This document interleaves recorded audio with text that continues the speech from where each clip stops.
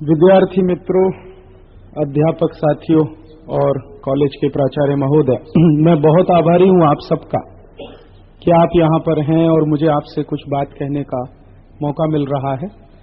मैं आपसे लेकिन इस बात के लिए माफी चाहता हूं कि मराठी भाषा में नहीं बोल पाता, इसलिए मैं हिंदी में बात करूंगा और आपसे वायदा करता हूं कि मेरी हिंदी आपको बराबर समझ में आएगी। पिछले कई वर्षों से मैं और मेरे बहुत सारे साथी हजारों की संख्या में पूरे देश में एक आजादी बचाओ आंदोलन के काम में लगे हैं। यह आंदोलन हम लोगों ने क्यों शुरू किया, इस आंदोलन को करने की हमें जरूरत क्या पड़ गई, आजादी मिले हुए तो करीब 53 साल हो गए हैं, अब आजादी बचाने का अर्थ क्या है, ऐसे प्रश्न के कुछ जवाब मैं इस व्याख्यान के माध्यम से आपको देने की कोशिश करूंगा। 1 मिनट में पहले आपको इस आजादी बचाओ आंदोलन की कहानी बता दूं कि ये आंदोलन हमने क्यों शुरू किया, कैसे शुरू किया। आपको शायद याद होगा, पता नहीं याद होगा नहीं याद होगा, तो मैं बताना चाहता हूं कि आज से 15 वर्ष पहले हमारे हिंदुस्तान नाम के देश में भोपाल नाम के शहर में एक बहुत बड़ी दुर्घटना हुई थी। एक अमेरिका की कंपनी हमारे देश में व्यापार करती है, उसका नाम है यूनियन कार्बाइड। उसका कुछ कारखाना चलता था भोपाल में, एक फैक्ट्री चलती थी। उस फैक्ट्री में एक दिन क्या हुआ, 3 दिसंबर 1984 की रात को अचानक से एक जहरीली गैस रखी हुई थी एक टैंकर में, वो टैंकर फट गया और उस टैंकर के फटने के बाद उसमें से जहरीली गैस निकली जिसने भोपाल शहर के 16,000 लोगों को मार दिया और उस दुर्घटना में 5 लाख लोग बुरी तरह से प्रभावित हुए। जिस समय ये दुर्घटना हुई थी मैं इलाहाबाद में पढ़ता था, आपकी तरह से विद्यार्थी था, तो मेरे मन में एक ऐसी प्रतिक्रिया आती थी कि जिस अमेरिकन कंपनी ने, यूनियन कार्बाइड ने हमारे देश में आकर इतनी बड़ी दुर्घटना की है, एक दिन इस कंपनी के अधिकारियों को हिंदुस्तान में फांसी की सजा होगी। लेकिन बहुत दुख की बात है कि 15 वर्ष बीतने के बाद भी इस कंपनी के किसी अधिकारी को आज तक अरेस्ट भी नहीं किया गया, गिरफ्तार भी नहीं किया गया। बाद में तो एक ऐसा समय आया जब भारत सरकार ने इस यूनियन कार्बाइड कंपनी से एक समझौता कर लिया। करना तो ये चाहिए था कि कंपनी के सब अधिकारियों को जेल में डालते, उनको फांसी की सजा देते, लेकिन सरकार ने समझौता कर लिया और 470 करोड़ रुपए भारत सरकार ने इस कंपनी से लिया और सरकार चुप होकर बैठ गई। तब हम लोगों को बहुत दुख हुआ और हमें ऐसा लगा कि अब सरकार कुछ नहीं करती है तो लोगों को कुछ करना चाहिए। तो हम लोगों ने एक छोटा सा अभियान शुरू किया कि हम इस यूनियन कार्बाइड कंपनी को सबक सिखाएंगे। उसने देश में आकर इतनी बड़ी दुर्घटना की है, अगर भारत सरकार उसको शिक्षा नहीं दे सकती तो हम देंगे। और ऐसा मानकर हम लोगों ने यूनियन कार्बाइड कंपनी के बहिष्कार का एक आंदोलन शुरू किया। और उस आंदोलन में हम क्या करते थे, घर घर में जाना, लोगों को समझाना कि यूनियन कार्बाइड का सामान लोग ना खरीदें। और ये काम हम सब लोग पढ़ाई करते करते थे। सवेरे कॉलेज में जाते थे, क्लास करते थे, शाम को समय निकालकर एक एक घर में जाकर लोगों को बताते थे। इसका धीरे धीरे प्रचार हुआ और प्रचार का असर भी हुआ और लोगों ने यूनियन कार्बाइड का सामान खरीदना बंद कर दिया। बाद में हम लोगों को एक नई माहिती मिली कि जिस यूनियन कार्बाइड कंपनी को हम भारत से भगाना चाहते हैं, वैसी भारत में बहुत सारी दूसरी कंपनियां भी हैं। और एक बार एक अर्थशास्त्र के प्राध्यापक ने, इलाहाबाद विश्वविद्यालय के इकोनॉमिक्स के एक प्रोफेसर ने मुझे ये कहा कि अगर आप भगाना चाहते हो तो सिर्फ यूनियन कार्बाइड को नहीं, सब विदेशी कंपनियों को भगाओ। जो जो विदेशी कंपनियां भारत में हैं, जिनसे भारत का बहुत नुकसान होता है, उन सबको आप भगा दो। तो हमें लगा कि उनकी बात भी सही है और वो अक्सर हमको कहा करते थे कि राजीव भाई, आप एक यूनियन कार्बाइड को भगाओगे, 10 और विदेशी कंपनी आ जाएगी, तो क्या करोगे आप? इसलिए सब विदेशी कंपनियों के खिलाफ बहिष्कार का आंदोलन चलाओ और इन सबको भगाओ।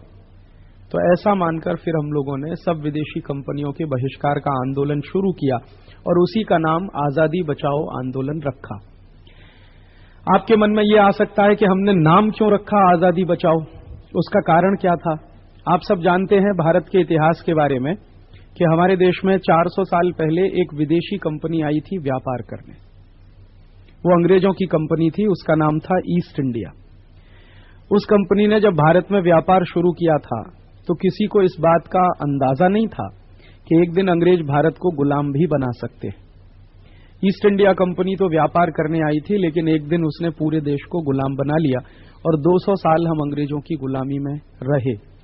तो एक ईस्ट इंडिया कंपनी के आने से 200 साल की गुलामी आ सकती है, तो आज हमारे देश में हजारों कंपनियां आ चुकी हैं विदेशों से, तो देश की आजादी के सामने फिर खतरा है। इसलिए हम लोगों ने आजादी बचाओ नाम रखा। इस आजादी बचाओ के माध्यम से हम 3 बातें कहने की कोशिश कर रहे हैं। एक तो यह कि इन परदेशी कंपनियों के कारण हमारे देश की आर्थिक आजादी के सामने खतरा पैदा हो गया है। पूरी अर्थव्यवस्था हमारी टूटने जा रही है इन विदेशी कंपनियों के कारण। दूसरा, इन विदेशी कंपनियों के कारण हमारी राजनीतिक संप्रभुता के सामने भी एक संकट खड़ा हो गया है।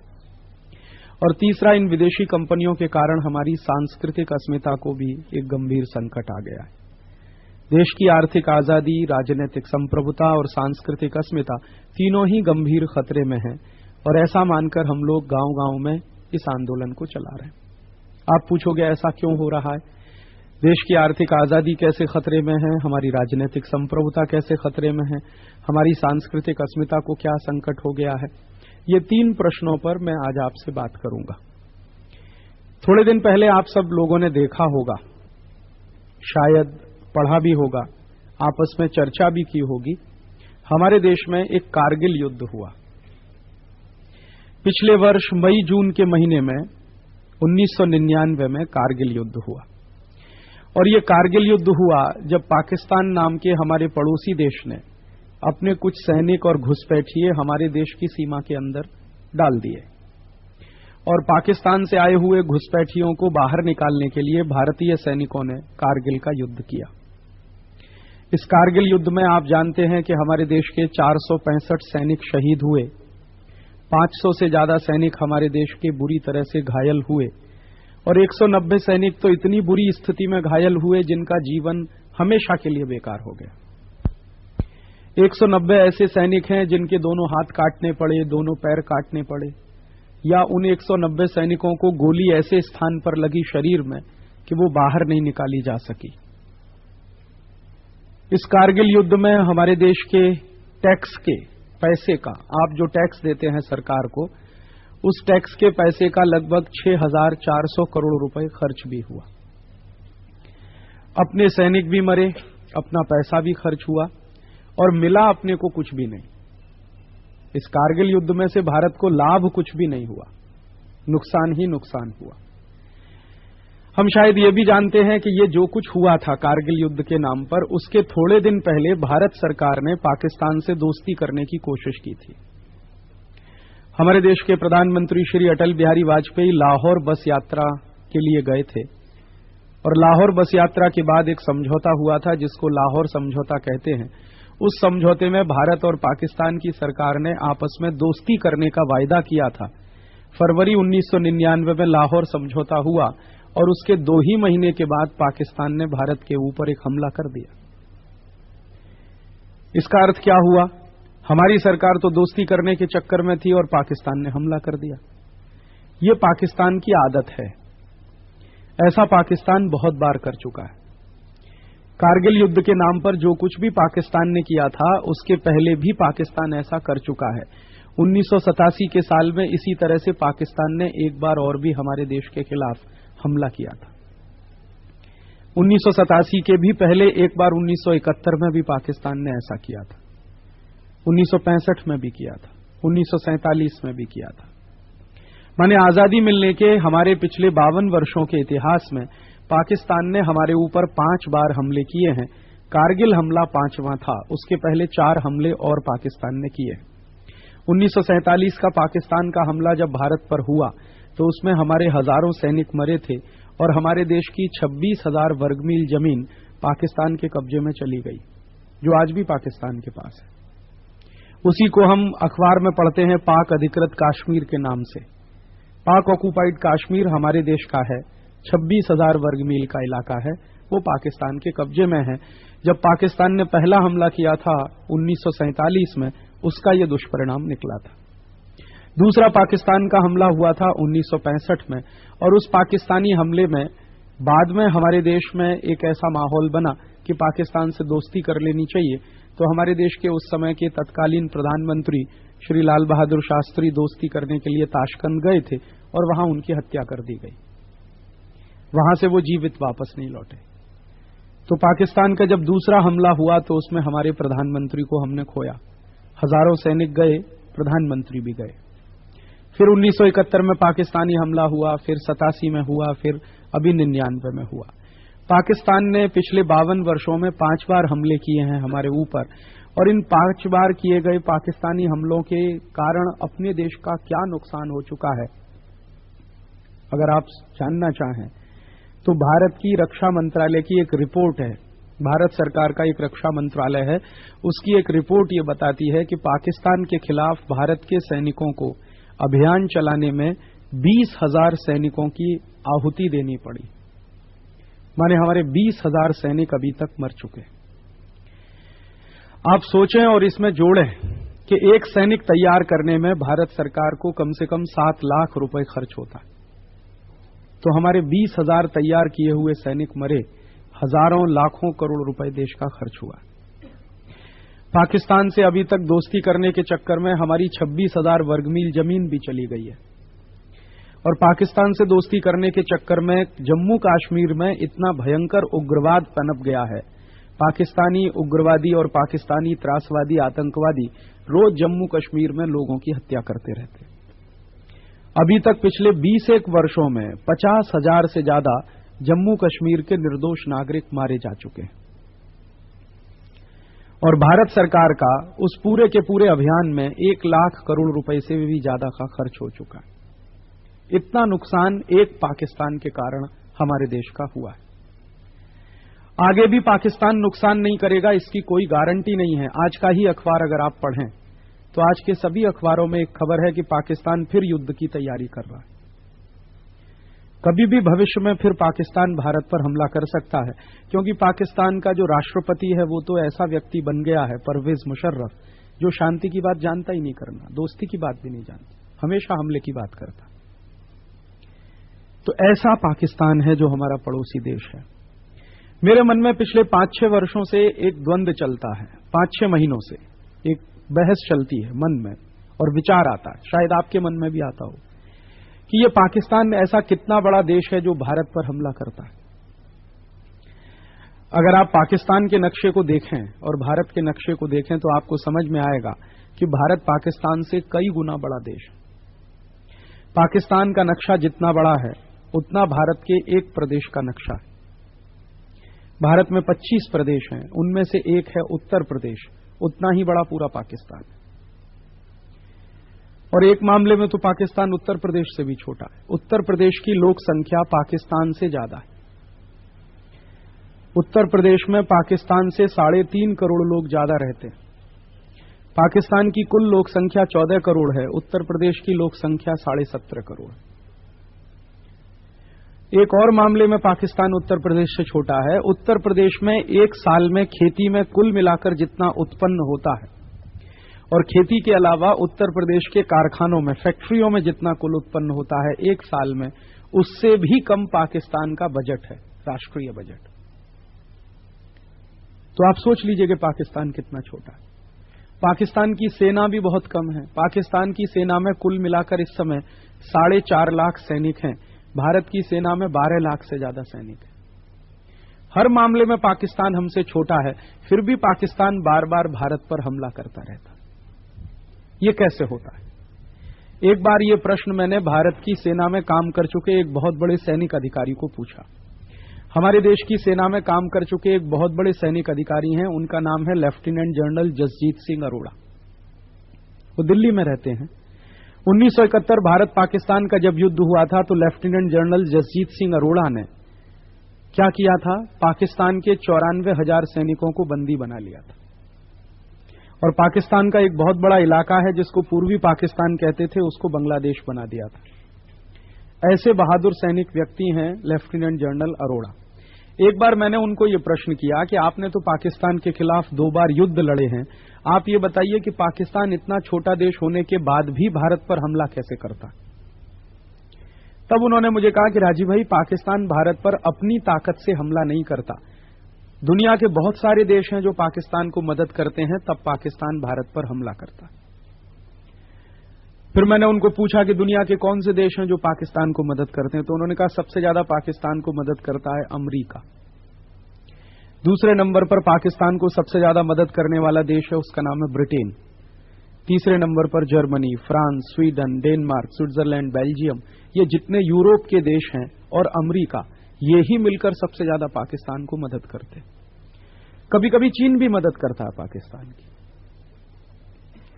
फिर मैंने उनको पूछा कि ये देश पाकिस्तान की क्या मदद करते हैं, तो उन्होंने कहा कि पाकिस्तान की सरकार को भारत के खिलाफ युद्ध लड़ने के लिए जितने हथियारों की जरूरत होती है वो सब इन्हीं देशों से पाकिस्तान को मिलते हैं।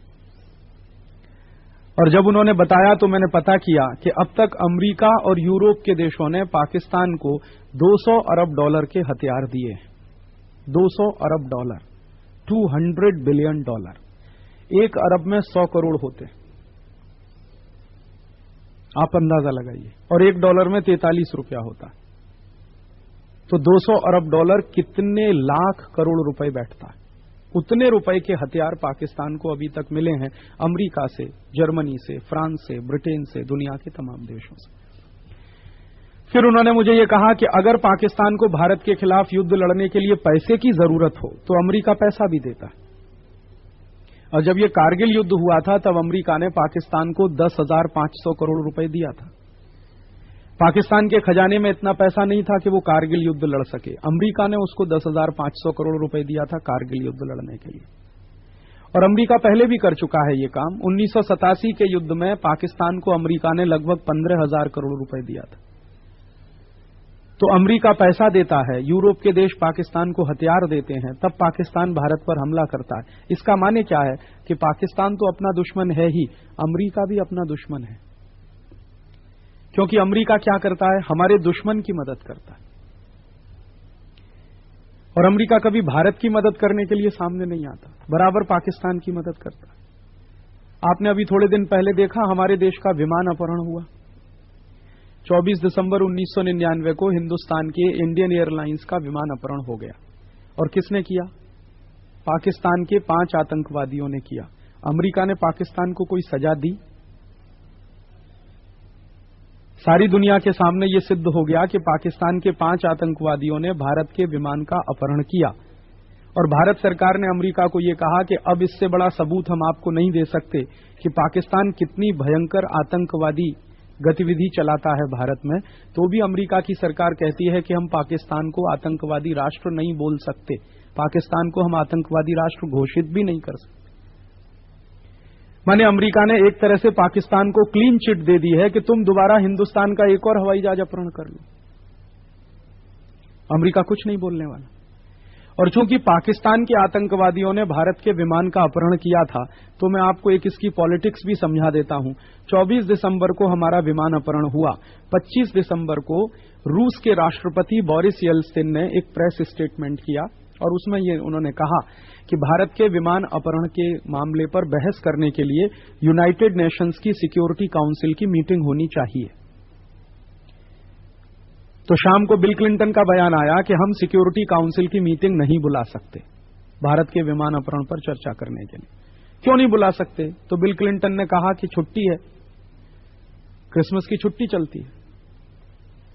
आप जानते हैं 25 दिसंबर को क्रिसमस मनाते हैं, तो वो कहते हैं क्रिसमस की छुट्टी चलती है इसलिए हम मीटिंग नहीं बुला सकते। और अगर वो मीटिंग हो जाती तो क्या होता? अगर सिक्योरिटी काउंसिल की मीटिंग होती तो चूंकि भारत सरकार, भारत नाम का देश सिक्योरिटी काउंसिल का तो नहीं लेकिन यूनाइटेड नेशन का मेंबर है, और यूनाइटेड नेशन का कोई भी देश अगर मेंबर हो और उसका विमान अपहरण हुआ हो तो यूनाइटेड नेशन की जिम्मेदारी बनती है कि उस विमान अपहरण का समाधान वो करे। और सिक्योरिटी काउंसिल की अगर मीटिंग होती तो उसमें प्रस्ताव पारित होता। प्रस्ताव पारित होता तो क्या होता? यूनाइटेड नेशंस की आर्मी जाती अफगानिस्तान में और हमारे जितने यात्री हैं उनको छुड़ा कर लाती।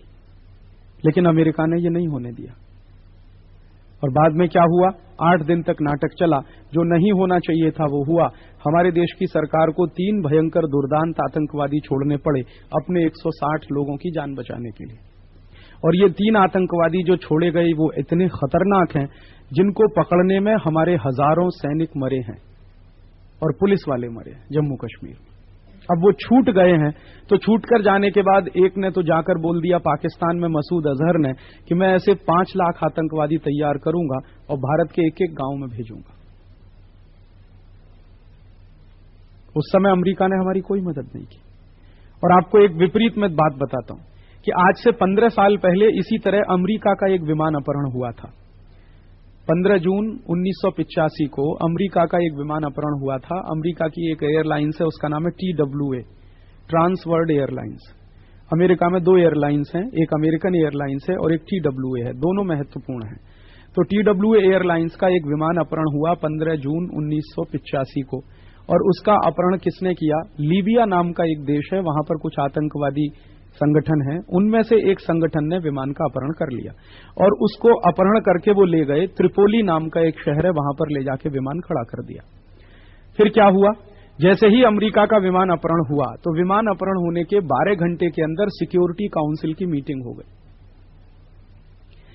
भारत का विमान अपहरण हुआ तो अमेरिका ने सिक्योरिटी काउंसिल की मीटिंग नहीं होने दी, लेकिन जब अमेरिका का विमान अपहरण हुआ 1985 में, तो विमान अपहरण होने के मात्र 12 घंटे में सिक्योरिटी काउंसिल की मीटिंग हुई। उसमें प्रस्ताव पारित हुआ और प्रस्ताव में यह कहा गया कि यूनाइटेड नेशन की फौज जाएगी, आर्मी जाएगी त्रिपोली, और त्रिपोली जो आता है वो लीबिया देश में आता है। तो लीबिया देश के राष्ट्रपति को यूनाइटेड नेशन की आर्मी की तरफ से एक पत्रक दिया जाएगा, एक निवेदन दिया जाएगा, जिसमें यह कहा जाएगा कि 24 घंटे के अंदर अमेरिका के सारे यात्रियों को छुड़ाकर वापस अमेरिका भिजवा दें, नहीं तो यूनाइटेड नेशन की आर्मी लीबिया पर इतने बम गिराएगी कि पूरा लीबिया तबाह हो जाएगा। यह प्रस्ताव पारित हुआ सिक्योरिटी काउंसिल, और विमान अपहरण होने के 24 घंटे के अंदर यह प्रस्ताव पारित होकर लीबिया के राष्ट्रपति कर्नल गद्दाफी के हाथ में पहुंच गया। और कर्नल गद्दाफी ने जैसे ही वो निवेदन पढ़ा तो उसके हाथ पैर फूल गए, क्योंकि यूनाइटेड नेशन की आर्मी अगर बमबारी करना शुरू कर दे, लीबिया बहुत छोटा सा देश है, 10-12 घंटे में पूरा देश तबाह हो सकता है। तो तुरंत गद्दाफी ने क्या किया कि जो आतंकवादी थे उनसे बातचीत करना शुरू किया और सब आतंकवादियों को बिना कोई समझौता किए हुए सारे नागरिकों को छोड़ने के लिए मजबूर कर दिया, और अमेरिका के सारे नागरिक सुरक्षित अमेरिका में वापस पहुंच गए। तो अमेरिका का अपना विमान अपहरण होता है तो अमेरिका सिक्योरिटी काउंसिल की मीटिंग बुला लेता है, 12 घंटे में सब काम करा देता है, तब छुट्टी की परेशानी नहीं आती है। भारत का विमान अपहरण होता है तो अमेरिका के राष्ट्रपति को लगता है कि मीटिंग हो नहीं सकती, क्योंकि छुट्टी है, क्रिसमस की छुट्टी। और मैं आपको जानकारी ये दे दूं कि सिक्योरिटी काउंसिल में कोई छुट्टी नहीं होती है, वो 25 दिसंबर हो या 1 जनवरी हो, सिक्योरिटी काउंसिल रात दिन काम करती है, क्योंकि यूनाइटेड नेशंस की सिक्योरिटी काउंसिल इमरजेंसी काम के लिए ही बनाई गई है।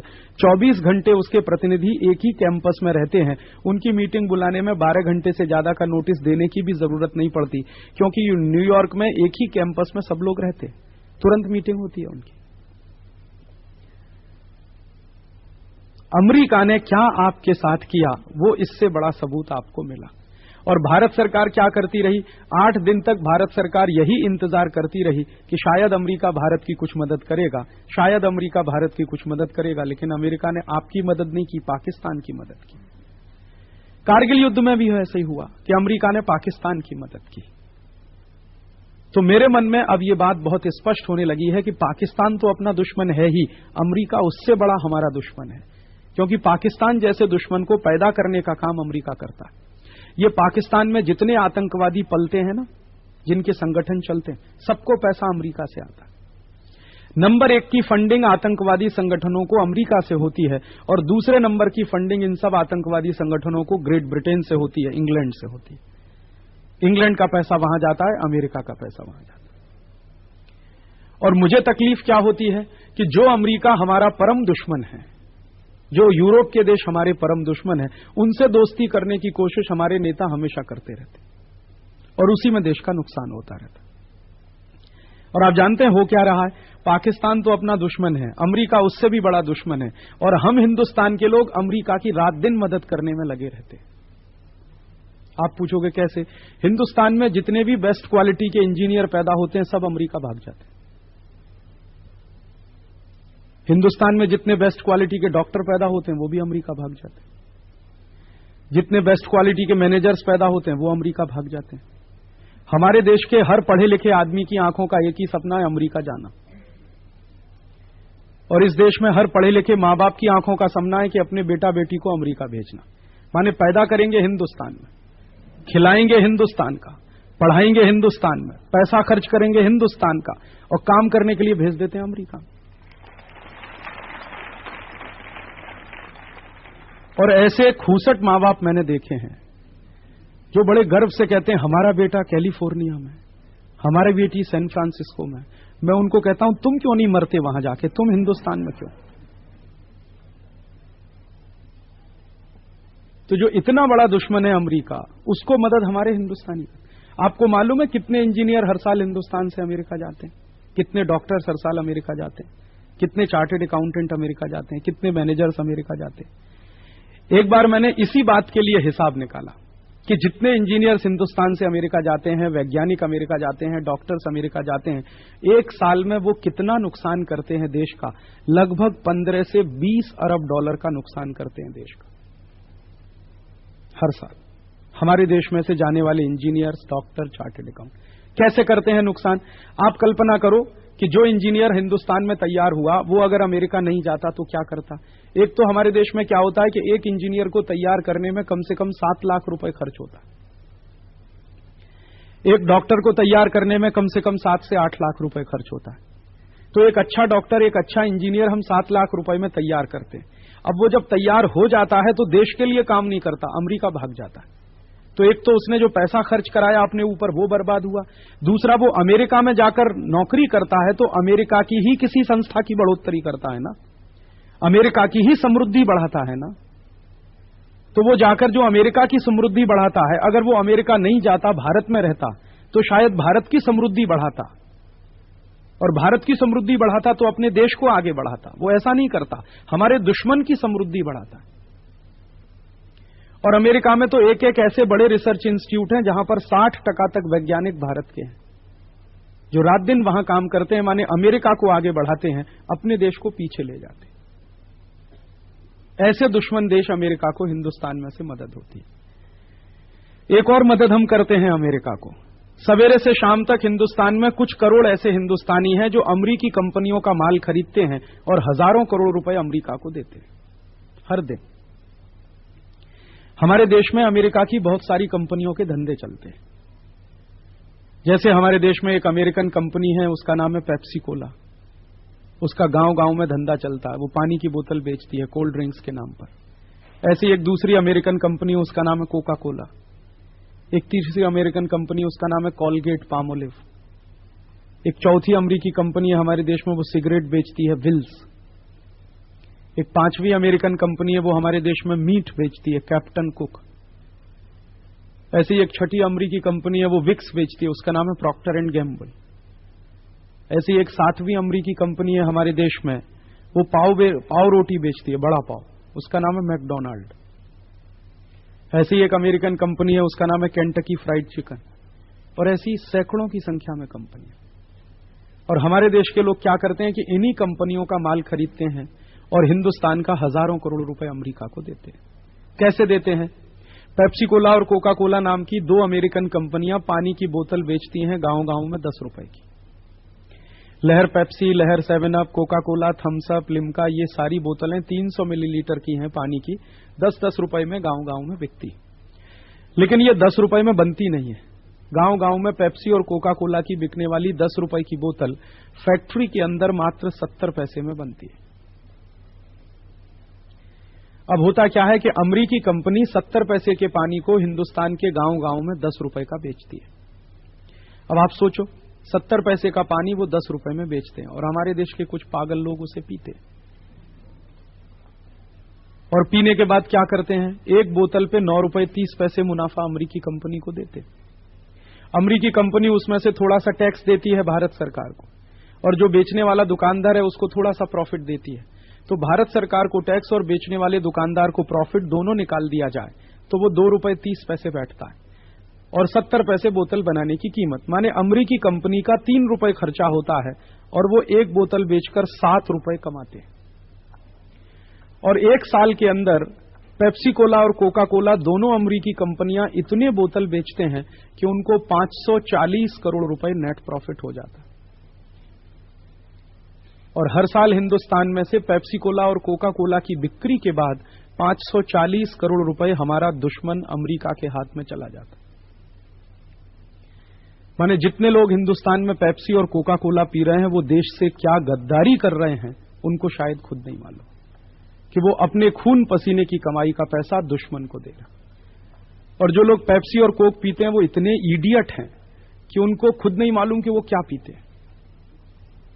मैंने बहुत लोगों को पूछा जो पेप्सी कोक पीते हैं कि आप क्या पीते हो, आपको मालूम है? वो कहते हैं हमें नहीं मालूम हम क्या पीते हैं। किसी को नहीं मालूम पेप्सी में क्या है, कोका कोला में क्या है। फिर मैंने उनको पूछा क्यों पीते हो, कुछ मजा आता है क्या उसको पीने में? तो वो कहते हैं नहीं तकलीफ होती है उसको पीने। फिर भी पागल हैं, पीते रहते।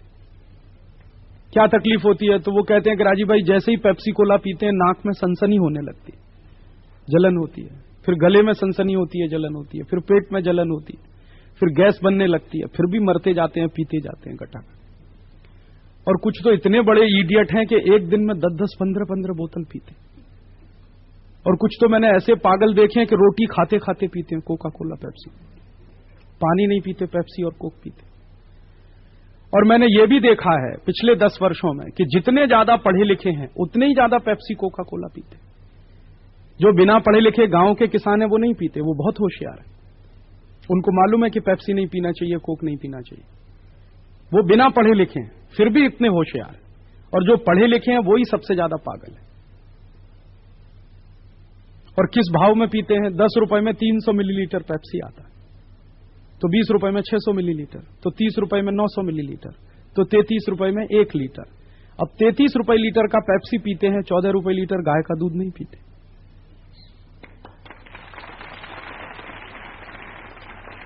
अब जो पढ़े लिखे बेवकूफ 14 रुपए लीटर गाय का दूध न पिए, 33 रुपए लीटर पेप्सी पिए और पीने के बाद भी मजा नहीं आए, सनसनी हो शरीर में, उनको इडियट कहें कि स्मार्ट। और उनके कारण हिंदुस्तान का हर साल 540 करोड़ रुपए दुश्मन अमेरिका को चला जाता। हमारे देश में इस पेप्सी कोला कंपनी का एक धंधा और भी चलता है। ये कंपनी हमारे देश में बटाटा चिप्स बेचती है, उसका नाम है रफल्स। और एक पैकेट रफल्स का 15 रुपए का आता है। अब आप सोचो 15 रुपए का एक पैकेट रफल्स का आता है, उसमें 40 ग्राम बटाटा चिप्स निकलता। अब 40 ग्राम बटाटा चिप्स 15 रुपए का, तो 80 ग्राम हो गया 30 रुपए का, तो 100 ग्राम हुआ 37 रुपए 50 पैसे का, तो 1 किलो हो गया 370 रुपए का। अब आप सोचो 370 रुपए किलो बटाटा चिप्स और 5 रुपए किलो बटाटा। 1 किलो बटाटा 5 रुपए का, 1 किलो बटाटा चिप्स 370 रुपए। कितने हजार टका मुनाफा है। वो सब अमेरिका जाता है। एक अमेरिकी कंपनी है हमारे देश में, वो विक्स बेचती है, उसका नाम है प्रॉक्टर एंड गैम्बल। हर एक गांव में विक्स की 25 ग्राम की शीशी 38 रुपए की बिकती है। अब 38 रुपए में 25 ग्राम विक्स है तो 50 ग्राम हो गया 76 रुपए का, तो 100 ग्राम 152 रुपए का, तो 1 किलो हो गया 1520 रुपए का। 1520 रुपए किलो विक्स मिलता है। और 150 रुपए किलो गाय का घी। जितने में 10 किलो गाय का घी आएगा उतने में 1 किलो विक्स आता। और कुछ पढ़े लिखे पागल हैं जो गाय का घी नहीं खाते लेकिन विक्स लगाते। और मैं पूछता हूं क्यों लगाते हैं, तो वो कहते हैं सर्दी जुकाम ठीक होता है। दुनिया में सर्दी जुकाम ठीक करने की आज तक कोई दवा नहीं है। सर्दी जुकाम की दवा हो नहीं सकती, क्योंकि सर्दी जुकाम बीमारी नहीं है, इन्फेक्शन है। और इन्फेक्शन ठीक करने का काम शरीर खुद कर लेता है। कई बार आपको सर्दी जुकाम हुआ है, आप कुछ मत करिए, गर्म पानी पीते रहिए, 3 दिन में ठीक हो जाएगा। लेकिन विक्स लगाया तो 10 दिन ठीक नहीं होगा, ये गारंटी मैं दे सकता हूं। आप पूछोगे क्यों? विक्स में पता है क्या है? Petroleum jelly. और पेट्रोलियम जेली क्या होता है? आप कभी अपने शरीर पर पेट्रोलियम जेली लगा लीजिए तो आपके शरीर के जितने रोम छिद्र हैं सब बंद हो जाएंगे। तो आपने नाक में पेट्रोलियम जेली लगा ली तो उसके भी रोम छिद्र बंद हो गए, तो जुकाम तो चोक और हो जाएगा और परेशानी होगी आप। लेकिन हैं लोग पागल जो टेलीविजन का जाहिरात देख देख के विक्स खरीदते रहते हैं, लगाते रहते हैं। 1520 रुपए किलो में आप घर में बनाइए, अगर विक्स तो 150 रुपए किलो में बनता है, उसको कंपनी 1500 रुपए किलो में बेचती है। आप सोचो कितने हजार टका मुनाफा। ऐसी एक अमेरिकी कंपनी है, वो सिगरेट बेचती है, उसका नाम है विल्स। 12 पैसे में एक सिगरेट बनती है, 2 रुपए की बिकती है। और एक साल में ये कंपनी 60 अरब सिगरेट बेचती है। 1 अरब में 100 करोड़ होता है, 60 अरब में 6000 करोड़। 6,000 करोड़ सिगरेट हिंदुस्तान के 100 करोड़ की लोक संख्या वाले देश में बिकती है हर साल। और एक सिगरेट पे आप सोचो 1 रुपए 80 पैसे भी मुनाफा है, तो 6,000 करोड़ सिगरेट पे मुनाफा बड़े आराम से 10 से 12,000 करोड़ रुपए का। इसका अर्थ क्या हुआ कि जो लोग विल्स पीते हैं वो खुद तो मरने ही वाले हैं, देश को भी मारेंगे। खुद तो मरेंगे क्योंकि विल्स पीने से कैंसर होगा, फेफड़े गल जाएंगे। देश को क्या मारेंगे? पैसा हिंदुस्तान का अमेरिका चला जाएगा। और जो विल्स पी रहा है वो मरेगा, बाजू वाला उसके पहले मरेगा, क्योंकि विल्स पीने वाला तो धुआं बाहर फेंक देता है, बाजू वाला पूरा खींच लेता है उसको।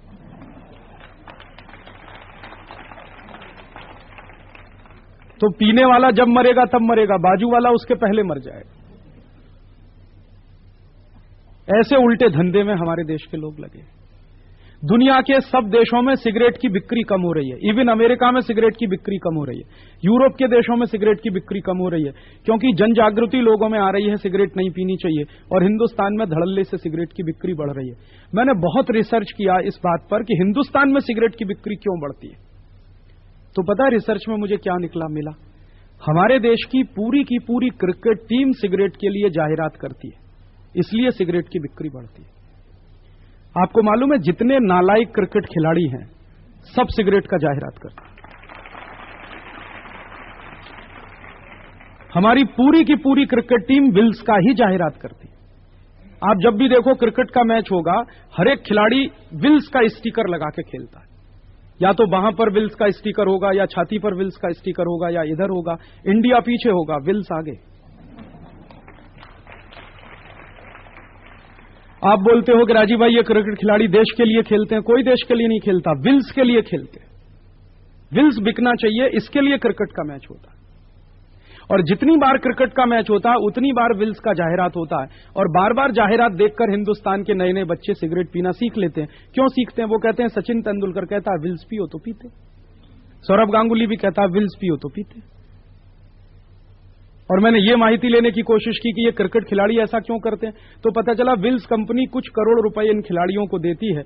विल्स कंपनी हमारे देश में से 10-12 हजार करोड़ रुपए कमाती है, उसमें से 10-20 करोड़ रुपया इन क्रिकेट खिलाड़ियों को दे देती है, बाकी सब मुनाफा वो अपने घर में रखती है। और ये खिलाड़ी उतने में ही बिक जाते हैं, अपनी आत्मा बेचते हैं शरीर के साथ साथ, हिंदुस्तान की आत्मा बेचते हैं हिंदुस्तान के साथ साथ, और ये धंधे में लगाते हैं विल्स का। और आप देखिए कि हिंदुस्तान की क्रिकेट टीम के सारे खिलाड़ी चुन चुनकर अमरीकी कंपनियों का ही जाहिरात करते हैं। सचिन तेंदुलकर सबसे ज्यादा जाहिरात करता है पेप्सी कोला की, फिर करता है कॉलगेट की, फिर करता है वीजा पावर की, फिर करता है स्टैंडर्ड चार्टर्ड की। माने जिस सचिन तेंदुलकर को आप हीरो मानते हैं वो हिंदुस्तान का सबसे बड़ा विलेन है।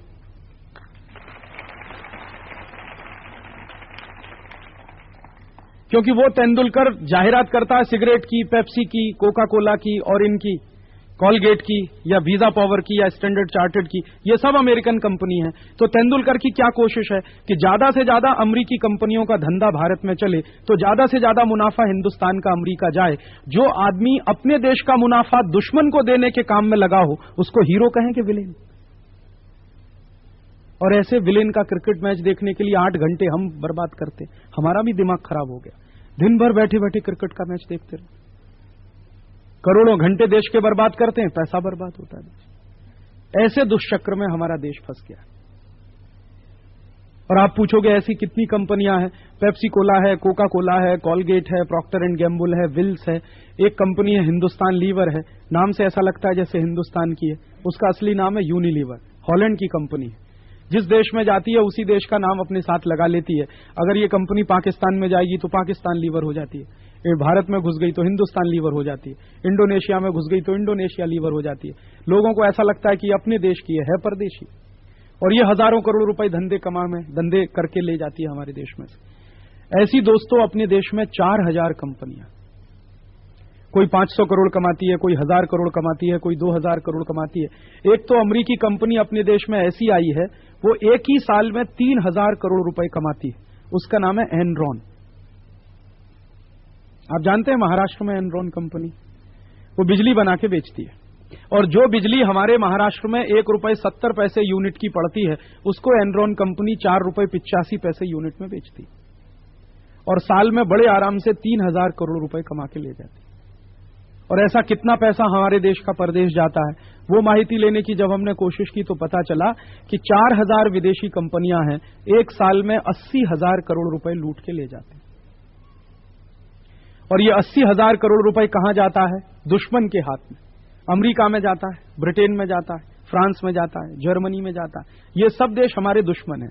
यूरोप के देशों ने तो 200 साल हिंदुस्तान को लूटा, और उसी यूरोप के देशों की कंपनियों को फिर पैसा देते हैं हम लोग।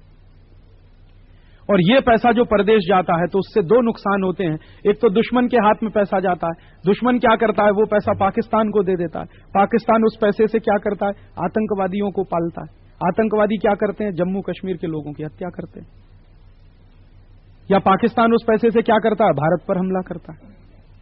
और दूसरा नुकसान क्या होता है कि हर साल अपने देश का अगर 80,000 करोड़ रुपए परदेश जाता है तो अपने देश का खजाना खाली हो जाता है। खजाना खाली हो जाता है तो सरकार क्या करती है? विदेशी कर्ज लेकर आती है। एक सरकार विदेशी कर्ज लाती है, दूसरी उसका ब्याज चुकाने के लिए कर्ज लाती है। कर्ज हर साल बढ़ता चला जाता है। आजादी मिली थी 1947 में तो एक पैसे का विदेशी कर्ज नहीं था। अब आजादी मिलने के 52-53 साल के बाद हिंदुस्तान के हरेक बच्चे के ऊपर 6,500 रुपए का विदेशी कर्ज। और ये विदेशी कर्ज इतना हो गया है कि हर साल इसका ब्याज देने के लिए सरकार को कर्ज लेना पड़ता है। कभी कभी ब्याज देने के लिए कर्ज नहीं मिलता तो हिंदुस्तान का सोना बेचना पड़ता है।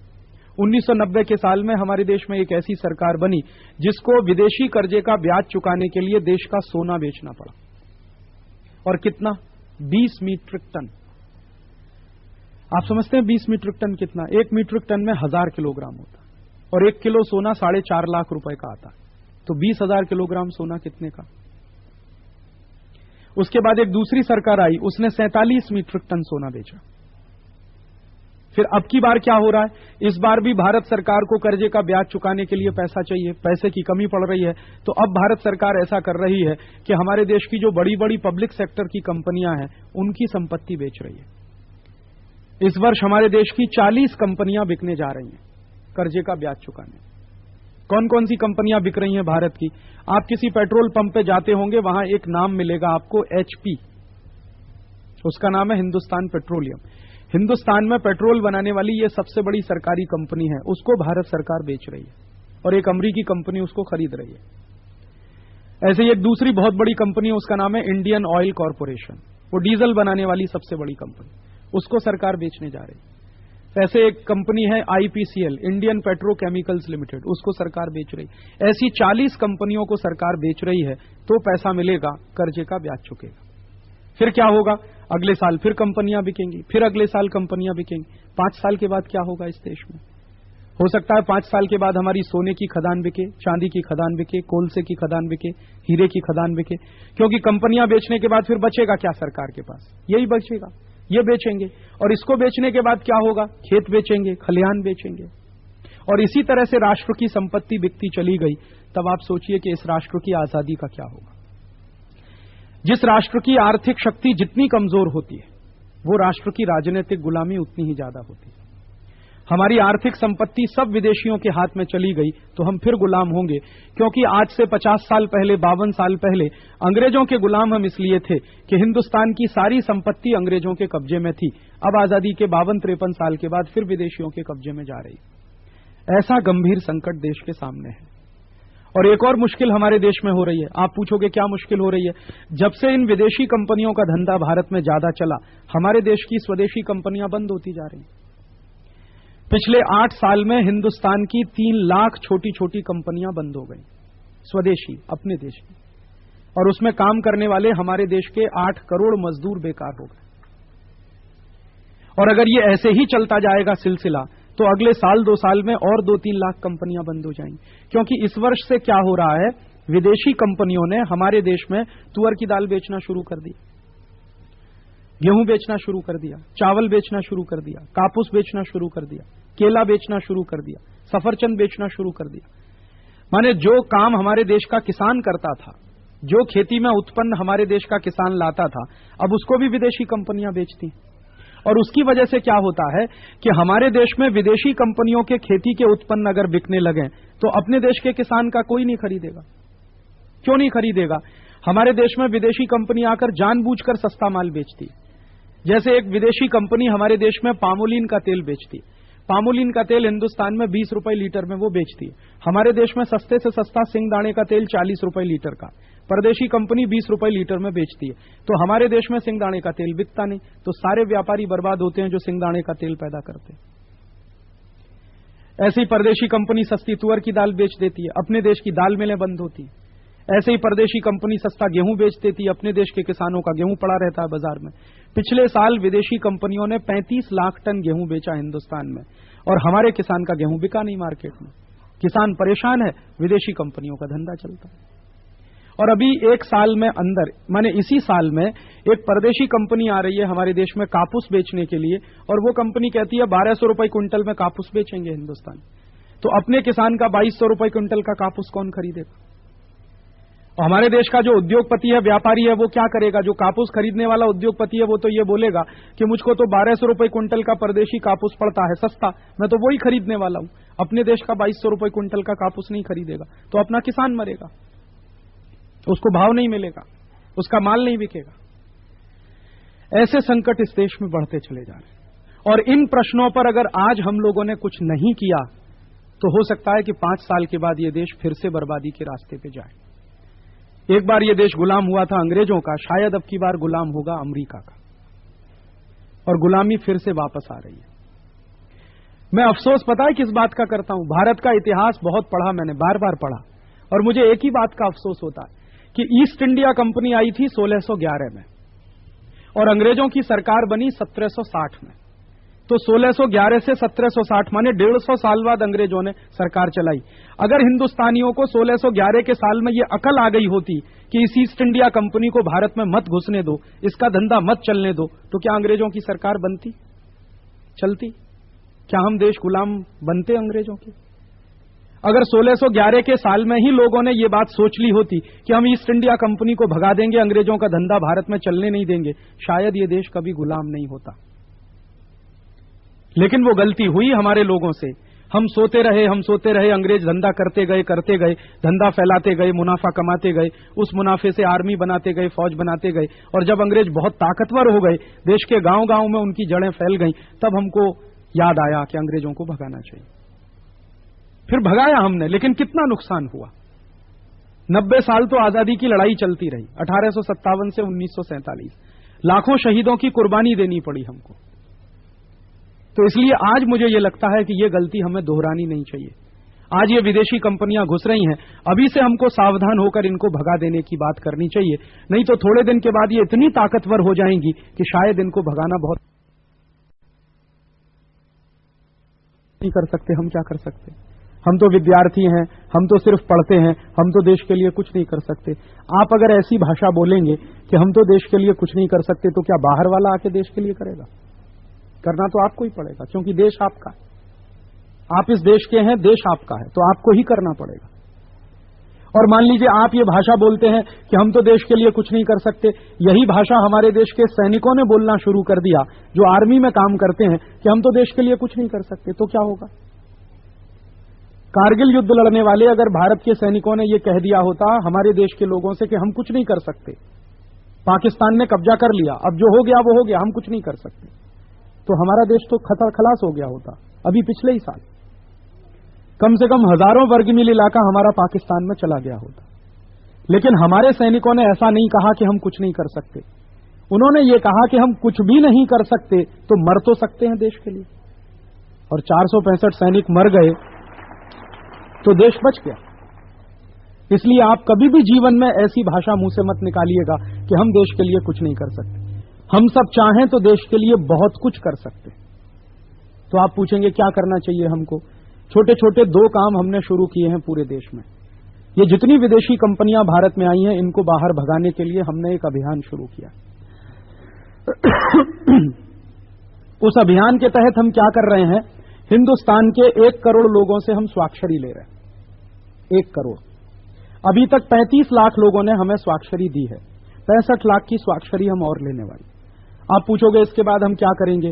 1 करोड़ लोग जब हमको स्वाक्षरी देंगे तो 1 करोड़ लोगों की स्वाक्षरी लेकर हम राष्ट्रपति को मिलेंगे, प्रधानमंत्री को मिलेंगे, वित्त मंत्री को मिलेंगे, वाणिज्य मंत्री को मिलेंगे, और उनको ये कहेंगे कि सब विदेशी कंपनियों के लाइसेंस रद्द करो, क्योंकि सरकार ने ही इनको लाइसेंस दिए, उनको हम कहेंगे लाइसेंस रद्द करो। तो ये नेता बोलेंगे हम तो ऐसा नहीं कर सकते, विदेशी कंपनियों का लाइसेंस तो पुरानी सरकार ने दिया है, हम तो अभी नई सरकार चलाते हैं, हमारी सरकार तो अभी चले चले थोड़े दिन हुआ है, इसलिए हम तो इनका लाइसेंस रद्द नहीं कर सकते। तो हम उन सब नेताओं को याद दिलाएंगे कि एक बार क्या हुआ था, 1977 के साल में एक नई सरकार आई थी, उसने कोका कोला कंपनी का लाइसेंस रद्द कर दिया था और कोका कोला कंपनी को हिंदुस्तान से भगा दिया था। और जिस सरकार ने कोका कोला कंपनी का लाइसेंस रद्द किया था हिंदुस्तान से भगाने के लिए, उस सरकार में 3 ऐसे मंत्री थे जो आज भी हैं। 1977 की जिस सरकार ने कोका कोला कंपनी को भारत से भगाया था, उस सरकार में श्री अटल बिहारी वाजपेयी विदेश मंत्री थे, उस सरकार में श्री लाल कृष्ण आडवाणी सूचना और प्रसारण मंत्री थे, उस सरकार में जॉर्ज फर्नांडीज उद्योग मंत्री थे। उस सरकार ने कोका कोला को भगाया था। अब हम कहेंगे कि आप आज भी मंत्री हो कि नहीं हो, और बल्कि प्रमोशन के साथ मंत्री हो। अटल बिहारी जी का प्रमोशन हुआ है कि नहीं हुआ? विदेश मंत्री से प्रधानमंत्री बन गए। जॉर्ज फर्नांडीज का भी हुआ है, उद्योग मंत्री से रक्षा मंत्री बन गए।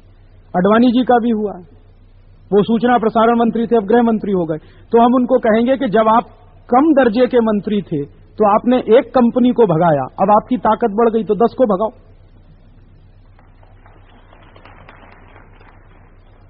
और अगर वो हमारी बात सुनेंगे तो बहुत अच्छा, नहीं सुनेंगे तो क्या होगा? हो सकता है वो हमारी बात ना सुने और वो कहें कि हम तो इनको नहीं भगाने वाले, या वो ये कहेंगे कि 1977 में हमारी तेजस्विता बहुत थी, अब हमारी तेजस्विता समाप्त हो गई है क्योंकि हमने 50 तरह के लोगों से गठबंधन कर लिया है, अब ये सरकार हमारी अपनी सरकार नहीं है, इसलिए हम तो कुछ नहीं कर सकते। तो हम क्या करेंगे? हमने ऐसा सोचा है कि जो 1 करोड़ लोग हमको स्वाक्षरी देंगे, उन 1 करोड़ लोगों की स्वाक्षरी लेकर हम फिर सुप्रीम कोर्ट जाएंगे और सुप्रीम कोर्ट में मुकदमा करेंगे इन विदेशी कंपनियों को भगाने के लिए। आप पूछोगे क्या राजीव भाई सुप्रीम कोर्ट में मुकदमा हो सकता है? बिल्कुल हो सकता है। जो विदेशी कंपनी देश के बर्बादी के काम में लगी है, या हमारे देश की आर्थिक लूट कर रही है, या हमारे देश के किसानों को नुकसान पहुंचा रही है, ऐसी किसी भी कंपनी के खिलाफ सुप्रीम कोर्ट में, हाई कोर्ट में मुकदमा हो सकता है।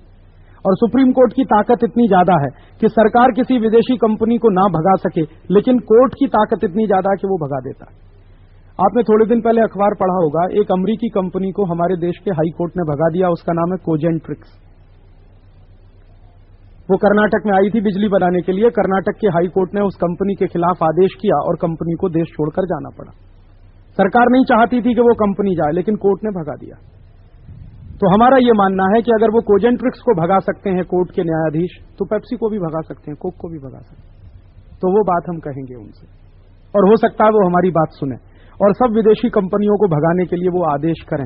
तब प्रश्न एक नया आएगा। प्रश्न क्या आएगा कि अगर हम अमेरिकी कंपनियों को भगाएंगे यहां से, Pepsi Cola, Coca Cola, Colgate, Procter and Gamble, या यूरोप की कंपनियों को भगाएंगे जैसे हिंदुस्तान लीवर, कैडबरीज, बाटा वगैरह वगैरह, तो इन कंपनियों के जो देश हैं वहां की सरकारों से हमारे ऊपर एक दबाव आएगा, या वहां की सरकार हमारे खिलाफ कुछ दादागिरी करेगी। दादागिरी क्या करेगी?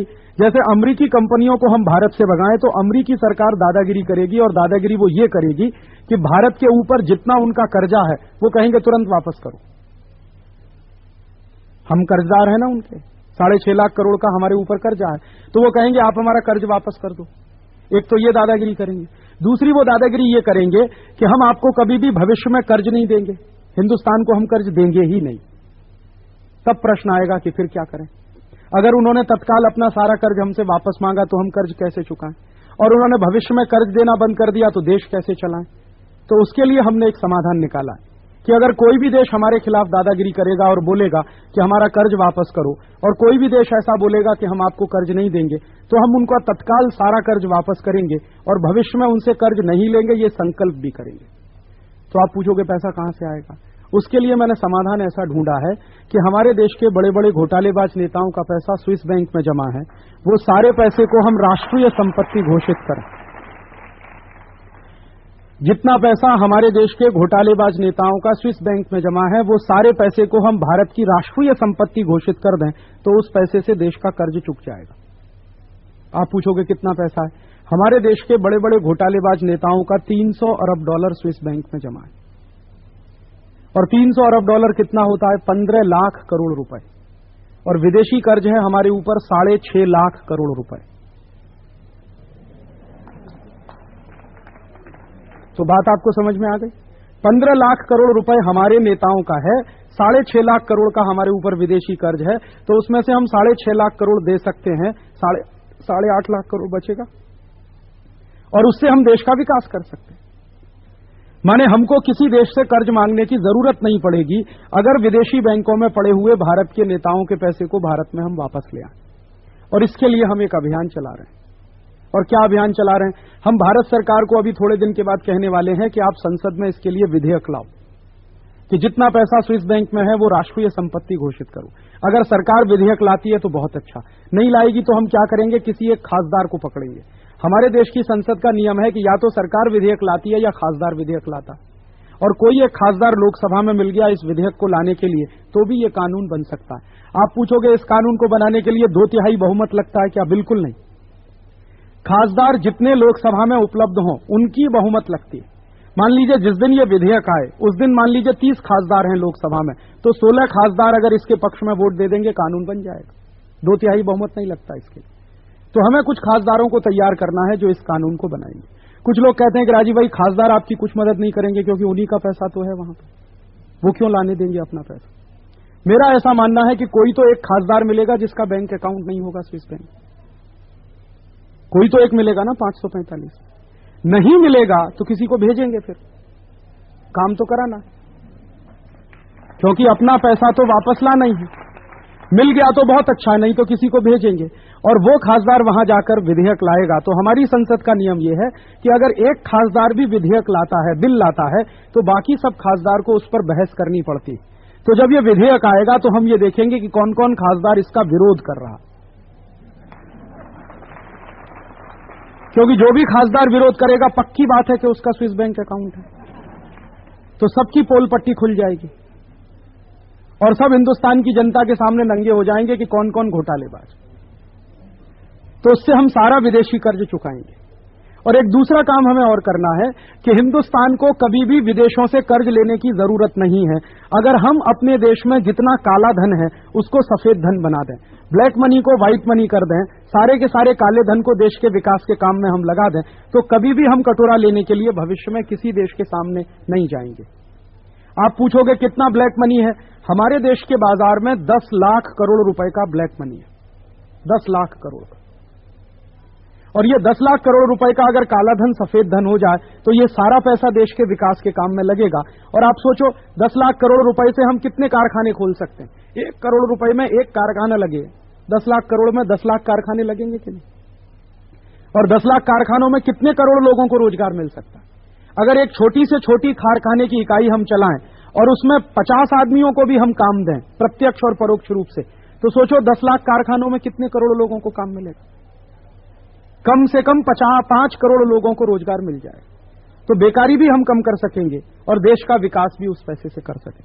हमें विदेशी कर्ज लेने की जरूरत नहीं, विदेशी कंपनियों से पैसा लेने की भी जरूरत नहीं, हम देश का विकास अपने पैसे से करेंगे। ऐसे काम हमें करने हैं और इस काम के लिए हम लोग ये आजादी बचाओ आंदोलन चलाते हैं। और इसी आंदोलन के लिए मैं आपसे कुछ मांगने आया। आप पूछेंगे क्या मांगने आए? आपसे वोट मांगने नहीं आया, कभी आऊंगा भी नहीं। आपसे नोट मांगने भी नहीं आया, ना मैं वोट मांगता हूं ना मैं नोट मांग। फिर आप पूछेंगे क्या मांगते हैं? ऐसे लोग तो बहुत कम हैं समाज में जो वोट भी नहीं मांगे, नोट भी नहीं मांगे और फिर भी आपके पास में आया। कुछ और मांगने के लिए आया। आपसे वोट नहीं चाहिए, आपका नोट नहीं चाहिए, लेकिन आपका सपोर्ट चाहिए। तो आप पूछेंगे हम क्या सपोर्ट करें? सबसे पहला सपोर्ट ये चाहिए कि हमें 1 करोड़ लोगों से स्वाक्षरी लेनी है, उसमें आप हमारी मदद करिए। तो आप पूछेंगे हम क्या मदद करें? हम लोगों ने स्वाक्षरी लेने के लिए एक फॉर्म बनाया और एक फॉर्म में 50 लोग स्वाक्षरी दे सकते हैं। वो फॉर्म हम आपके स्कूल में छोड़कर जाएंगे, प्रधानाचार्य के कार्यालय से आप वो फॉर्म ले लीजिए। एक एक फॉर्म आप ले जाइए, जिस मोहल्ले में आप रहते हैं वहां के 50-50 लोगों से स्वाक्षरी करा के हमको दे दीजिए। अगर एक विद्यार्थी 50 लोगों से भी स्वाक्षरी करा के देगा तो जितने विद्यार्थी हैं बड़े आराम से 5-6 हजार लोगों से स्वाक्षरी करा के दे सकते। तो उसमें आप हमारी मदद करिए। और एक दूसरी मदद और करिए कि जिन जिन विदेशी कंपनियों को हम भारत से भगाना चाहते हैं उनका सामान खरीदना आज से बंद कर दीजिए। हो सकता है आप में से बहुत सारे विद्यार्थी हों जो पहले से ही विदेशी सामान ना खरीदते हों, लेकिन जो खरीद रहे हैं वो आज से बंद कर दें। आप पूछोगे अभी तक हमने जो खरीद लिया विदेशी सामान, तो मान लीजिए गलती हो गई, गलती तो होती रहती, आज के बाद ये गलती ना करें। तो आप पूछेंगे क्या क्या सामान खरीदना बंद करें? सबसे पहले पेप्सी कोका कोला पीना बंद करें। Pepsi, Coke, Thums Up, Limca, Citra, Mirinda सब पीना बंद करें। बहुत सारे विद्यार्थी पहले से ही नहीं पीते होंगे, वो सब बहुत होशियार हैं, इंटेलिजेंट। जो पी रहे हैं वो आज से बंद करें। और ये इसलिए भी पीना बंद करें कि इसका पैसा दुश्मन को जाता है। पेप्सी और कोका कोला में जहर है। Pepsi, Coke, Thums Up, Limca, Citra, Mirinda सब में जहर है। आप पूछोगे क्या जहर है? हम लोगों ने थोड़े दिन पहले प्रयोगशाला में जांच कराई पेप्सी की, कोक की, थम्स अप की, तो पता चला उसमें फॉस्फोरिक एसिड नाम का जहर है। और फॉस्फोरिक एसिड वो जहर होता है जो हड्डियों को गला देता है, और फॉस्फोरिक एसिड वो जहर होता है जो किडनी में कैंसर कर देता है। आपकी किडनी में कैंसर हो सकता है अगर आप पेप्सी कोक पिएंगे तो। इसलिए मेरा निवेदन है कि ये लहर पेप्सी नहीं है, जहर पेप्सी। तो जहर पीना बंद करें। और मेरा दूसरा निवेदन है कि आपके घर में कोई भी मेहमान आए उसको भी गलती से मत पिलाइए, क्योंकि घर में आने वाला मेहमान देवता स्वरूप होता है और देवताओं को जहर नहीं पिलाते कभी। तो आप पूछोगे राजीव भाई फिर क्या पीना? सबसे अच्छा पीने के लिए नींबू का शरबत, या फिर नारियल का पानी, या संतरे का रस, या मौसमी का रस, या ऊस का रस, या फिर दही की ताक, या दही की लस्सी, और कुछ नहीं मिले तो माटले का पानी तो है, वो तो सबसे अच्छा। और जलगांव शहर में बहुत अच्छी दही की लस्सी बनती है, मैंने कई बार पी है। यहां बादाम का शरबत भी मिलता है। आपका जलगांव शहर बहुत भाग्यशाली है कि यहां दही की लस्सी मिलती है बादाम का शरबत में, वो पी लीजिए। और उसको पीने से पता है क्या होता है? यही जलगांव शहर के एक गरीब व्यापारी को पैसा मिलता, यहां के आदमी का उससे रोजगार चलता। तो इसलिए पेप्सी कोक पीना बंद कर दीजिए। पीना हो तो बादाम की लस्सी, दही की छाछ, दही की लस्सी, गाय का दूध, नारियल का पानी, संतरे का रस, मौसमी का रस, या फिर अगर पी सकें तो ज्यादा से ज्यादा ऊस का रस पीजिए। क्यों? क्योंकि ऊस का रस पीने का सारा पैसा किसान के पास जाता है, और हमारा पैसा किसान को मिले तो किसान की समृद्धि बढ़ेगी। किसान समृद्ध होगा तो देश समृद्ध होगा। बात समझ में आती? आप कर सकेंगे? कौन कौन करेगा जरा हाथ खड़ा करके बताइए। अभी हाथ नीचे करिए। ऐसे ही मेरा एक दूसरा निवेदन है कि आप लोग कॉलगेट, क्लोजअप, सिवाका, फॉरेंस, पेप्सोडेंट खरीदना बंद करें। ये सब ऐसे टूथपेस्ट हैं जिनकी क्वालिटी बहुत रद्दी है। आपने देखा है कि कॉलगेट, क्लोजअप, सिवाका, फॉरेंस, पेप्सोडेंट किसी भी टूथपेस्ट पर ISI मार्क नहीं, एग मार्क भी नहीं है। एक बार मैंने भारत सरकार के एक अधिकारी को पूछा कि ये सब टूथपेस्ट पर ISI मार्क नहीं है, एग मार्क नहीं है, क्यों? तो उस अधिकारी ने कहा कि राजीव भाई ISI मार्क, एग मार्क उन चीजों को मिलता है जिनमें क्वालिटी होती है। अब इनमें क्वालिटी नहीं तो कैसे दे दे? फिर मैंने ये पूछा उस अधिकारी को कि ये बनते कैसे हैं कॉलगेट, क्लोजअप वगैरह, तो उसने कहा मैं बताऊंगा तो आपको भरोसा नहीं होगा, आप खुद जांच करा लीजिए कैसे बनते। तो हम लोगों ने कॉलगेट की जांच कराई, क्लोजअप की, सिवाका की, फॉरेंस की, पेप्सोडेंट की। आप पूछोगे कहां जांच कराई? पुणे नाम का एक शहर है, वहां पर हिंदुस्तान की सबसे बड़ी जांच करने वाली प्रयोगशाला है, वहां पर हमने जांच कराई। जांच करने पे पता चला कि ये सब टूथपेस्ट बनते हैं मरे हुए जानवरों के हड्डियों के चूरे से। आप पूछोगे कैसे बनते हैं? हमारे देश में बहुत बड़े बड़े कसाई खाने चलते हैं। हिंदुस्तान का सबसे बड़ा कसाई खाना मुंबई में चलता है। आपको मैं उसका पता देता हूं, आप देख के आइए। घाटकोपर नाम का एक स्टेशन है मुंबई में, वहां आप उतर जाइए और ऑटो रिक्शा में बैठ जाइए और उसको कहिए कि ले चलो जरा देवनार, और वो आपको कसाई खाने के सामने ले जाके छोड़ दे। मैं जब पहली बार गया तो मैंने ऑटो रिक्शा वाले को कहा, उसने वहीं गेट पे ले जाके छोड़। मैंने देखा वहां लिखा है देवनार कत्ल कारखाना, जानवरों का कत्ल होता है, उनका मांस बिकने के लिए चला जाता है। उनकी जो हड्डियां निकलती हैं उनको ये पेस्ट बनाने वाली कंपनियां खरीदती हैं। उन हड्डियों को वो धूप में सुखाते हैं, सुखाने के बाद एक क्रैशर नाम की मशीन आती है, उसमें डाल देते हैं, और क्रैशर मशीन में हड्डियां पिस जाती हैं, उसका फिर पाउडर बनता है, उस पाउडर से पेस्ट बनता है, और उसी को सवेरे सवेरे आप अपने मुंह में रगड़ते हैं। फिर कहते हैं सांस की बदबू दूर हो रही है। अब आप बताइए, मरे हुए जानवरों का हड्डियों का चूरा आप मुंह में रगड़ेंगे तो बदबू आएगी कि दूर हो जाएगी? इसलिए आज से बंद कर दीजिए। फिर आप पूछोगे राजीव भाई दांत साफ कैसे करें? दांत साफ करने का मैं आपको एक नया तरीका बताता हूं। दंत मंजन करिए, लाल दंत मंजन, काला दंत मंजन, वीको वज्रदंती, डाबर का, वैद्यनाथ का, कोई भी दंत मंजन करिए। दंत मंजन बाजार का आपको अच्छा नहीं लगता तो घर में बनाइए। और घर में दंत मंजन कैसे बनता है, आप किसी आयुर्वेद की दवा दुकान पर जाइए और आयुर्वेद की दवा की दुकान से त्रिफला चूर्ण खरीद कर ले आइए और 100 ग्राम त्रिफला चूर्ण ले आइए, उसमें 10 ग्राम मीठ मिलाइए, दंत मंजन हो गया। उससे दांत साफ करिए। या फिर आप ऐसा करिए, थोड़ा सा मीठ लीजिए, उसमें 1 बूंद सिंगदाणे का तेल मिलाइए, थोड़ा सा उसमें हल्दी पाउडर डालिए, उससे अच्छा दंत मंजन पूरी दुनिया में कोई नहीं। रोज करिए, दांत भी साफ रहेंगे, मसूड़े भी मजबूत बनेंगे। क्योंकि दंत मंजन करने से क्या होता है, उंगली से मसूड़ों की मालिश होती है और मसूड़ों की जितनी मालिश होगी मसूड़े मजबूत बनेंगे और मसूड़े मजबूत होंगे तभी दांत मजबूत होंगे। या फिर एक काम ऐसा करिए, लिम्बा की काड़ी तोड़िए, उससे दातुन करिए। 50 पैसे में एक नीम की दातुन मिलती है जलगांव में, आप सब एक एक दातुन खरीदिए, तो क्या होगा, वो गरीब आदमी जो दातुन बेचता है उसको कुछ रोजगार भी मिलेगा। हर जलगांव का व्यक्ति एक दातुन रोज खरीदे 50 पैसे का। जलगांव शहर की आबादी 4 लाख की है, 4 लाख की आबादी है, इसका माने कम से कम 1 लाख परिवार होंगे और 1 लाख परिवार में एक दातुन अगर रोज खरीदा जाए तो 50,000 रुपए के दातुन रोज बिकेंगे और 50,000 रुपए के दातुन अगर रोज बिकेंगे तो कम से कम जलगांव शहर के 1000 गरीब लोगों को दातुन बेचने का रोजगार मिलेगा। ये प्रश्न आप पूछ सकते हैं कि राजीव भाई, सब जलगांव के लोग नीम का काड़ी तोड़ना शुरू करेंगे तो नीम का झाड़ तो खलास हो जाएगा। तो उसके लिए मैं आपको एक रास्ता बताता हूं कि हर साल आप एक एक नीम का झाड़ लगाइए।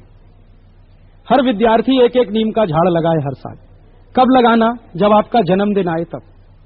जन्मदिन सबसे अच्छा दिन होता है, उस दिन सबसे अच्छा काम करिए, नीम का झाड़ लगाइए। इससे एक फायदा होगा कि जन्मदिन मनाने की एक अंग्रेजी परंपरा हमारे घर में घुस गई है, वो बाहर निकल जाएगी। आपको मालूम है कुछ पढ़े लिखे पागल लोग जन्मदिन कैसे मनाते? कहीं से केक खरीद लाते, फिर मोमबत्ती ले आते, केक के चारों तरफ मोमबत्ती लगाते, पहले दिया सलाई से जलाते और इतने पागल हैं कि फिर फूंक मार मार के बुझाते। अब आप उनको पूछो कि उसको बुझाना था तो जलाया क्यों? और आपको मालूम है घर में जलता हुआ दीपक कब बुझाते? जब कोई मरता है ना, तो जन्मदिन मनाते हैं कि मरण दिन?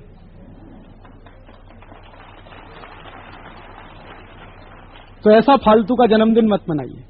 तो आप पूछोगे कैसे मनाएं? नीम का झाड़ लगाइए, जन्मदिन ऐसे मनाएं। और आपके किसी मित्र का जन्मदिन हो और आपको कोई उपहार देना हो तो नीम का झाड़ देके आइए। तो उससे क्या फायदा होगा, वो एक अपने नाम से लगाएगा, एक आपके नाम से लगाएगा, तो 2 गुने नीम के झाड़ लगेंगे। और अगर जलगांव शहर में हर विद्यार्थी एक नीम का झाड़ हर साल लगाए, हजारों नीम के झाड़ लगेंगे। नीम की चाहे जितनी काड़ी तोड़िए, कभी झाड़ खलास नहीं होगा। ऐसे ही मेरा एक तीसरा निवेदन है कि आप जितने भाई लोग यहां बैठे हैं, विदेशी कंपनियों की शेविंग क्रीम मत खरीदिए। तो आप पूछोगे राजीव भाई शेव कैसे करें? बिना शेविंग क्रीम के शेव करिए। मैं आपको एक नया तरीका बताता हूं। आप पानी गर्म करिए, गर्म पानी से चेहरे की मालिश करिए, फिर थोड़ा सा दूध लीजिए बिना उबाला हुआ, दूध को चेहरे पर लगाइए, उसके बाद रेजर चलाइए, एकदम चिकनी दाढ़ी बनती। आप पूछोगे मुझे कैसे मालूम? मैं 6 साल से करता हूं और इसका फायदा पता है क्या? रोज चेहरे पर दूध लगाने से चेहरे की स्किन बहुत सॉफ्ट हो जाती है, मुलायम हो जाती है, तो रेजर चलाने में बहुत सुविधा होती है। और दूसरा फायदा क्या है? आपको शेविंग क्रीम नहीं लगती, पैसा बचता है। तीसरा फायदा यह है आफ्टर शेव लोशन नहीं लगता, वो भी पैसा बचता है। चौथा सबसे बड़ा फायदा यह है कि दूध रोज चेहरे पर लगाने से चेहरे की सफाई होती है। दूध बहुत अच्छा क्लीनिंग एजेंट है, बेस्ट क्वालिटी क्लीनिंग एजेंट। तो रोज चेहरे पर दूध लगाइए, चेहरे की सफाई होगी, फिर चेहरा चमकेगा, आप सब स्मार्ट हो जाएंगे। मुफ्त में स्मार्ट बनने का रास्ता बताता हूं आपको, कल सवेरे से चालू करिए। और जहां भी आप जलगांव में जाते हो सैलून वाले के पास, तो उसको कहिए दूध से दाढ़ी बनाओ। तो जलगांव के सैलून वाले दूध से दाढ़ी बनाएंगे तो भुसावल वाले भी चालू कर देंगे, फिर आजू बाजू में सब जगह चालू हो जाए। ऐसे ही एक निवेदन है कि आप विदेशी कंपनियों के साबुन मत खरीदिए। Lux, Lifebuoy, Liril, Rexona, Pears, Camay, ये सब बंद करिए। उसकी जगह स्वदेशी साबुन खरीदिए, जैसे मेडिमिक्स, चंद्रिका, संतूर, मैसूर संदल, निरमा, नीमा, ये सब स्वदेशी है। और अगर आप चाहें तो बिना साबुन के नहा सकते। कैसे? बेसन से। बेसन है आपके घर में, बेसन से नहाइए। साबुन ना लगाएं तो सबसे अच्छा। आप पता है क्यों? साबुन में कास्टिक सोडा होता है और कास्टिक सोडा के साबुन को आप शरीर पे लगाइए, नहाने के 10 मिनट के बाद नाखून से ऐसे लाइन कीजिए, सफेद रंग की लाइन खींचिए, ठंडी में साबुन लगाएंगे, चेहरा सफेद सफेद होता है। फिर वैसलीन लगानी पड़ती, पहले साबुन लगाते हैं फिर वैसलीन लगाते हैं। क्यों 2 बार पैसा खर्च करते? साबुन लगाइए मत, वैसलीन की जरूरत नहीं। फिर आप पूछोगे क्या लगाएं? बेसन लीजिए, उसमें दूध की मलाई मिलाइए, उसका पेस्ट बनाइए, उससे नहाइए। या फिर एक मुल्तानी मिट्टी आती है, वो आप ले आइए, दही में मिलाइए, उससे नहाइए। या फिर एक मसूर की दाल आती है, उसको मिक्सर में पीसिए, पाउडर बनेगा, उसको दूध में मिलाकर नहाइए तो सबसे अच्छा। या फिर सीधे दूध से नहाइए।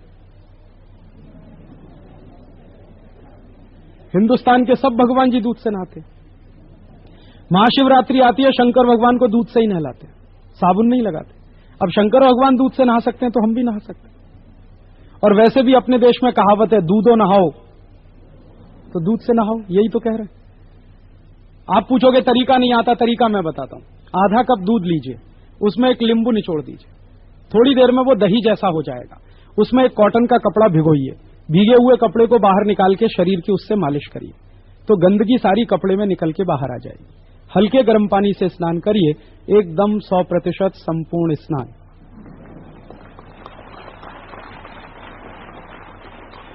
और आप रोज ऐसे स्नान करिए, फेयर एंड लवली की जरूरत नहीं पड़ेगी, वो भी खर्च आपका बच जाएगा।